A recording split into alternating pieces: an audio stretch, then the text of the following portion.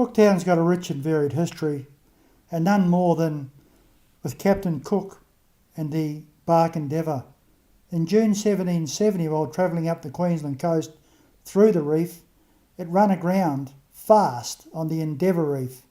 It was stuck for 23 hours with all hands on pumps, severely damaged until the crew managed to warp the boat off. Now, the main hole in the hull was blocked by a bloody big rock, and they covered the rock with a sail, and then on the inside they used oakum, sheep's wool and sheep's dung to try and stem most of the leaks.